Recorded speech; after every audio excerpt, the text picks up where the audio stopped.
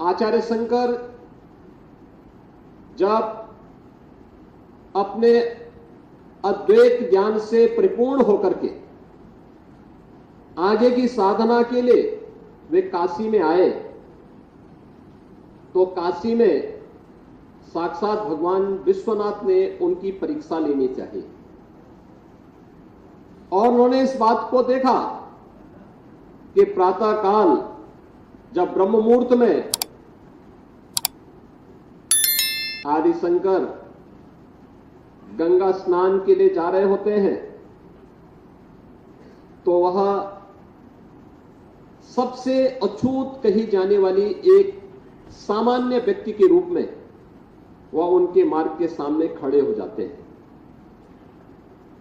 तो स्वाभाविक रूप से आदिशंकर के मुंह से निकलता है, हटो, मेरे मार्ग से हटो।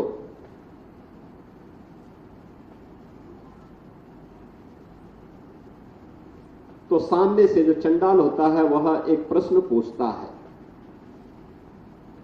कि आप तो अपने आप को अद्वैत ज्ञान के मर्मज्ञ मानते हैं, आप किसको हटाना चाहते हैं?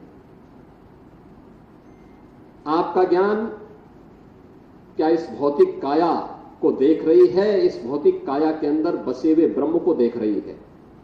अगर ब्रह्म सत्य है तो जो ब्रह्म आपके अंदर है वही मेरे अंदर भी है, और इस ब्रह्म सत्य को जान करके अगर आप इस ब्रह्म को ठुकरा रहे हैं तो इसका मतलब आपका ये ज्ञान सत्य नहीं है।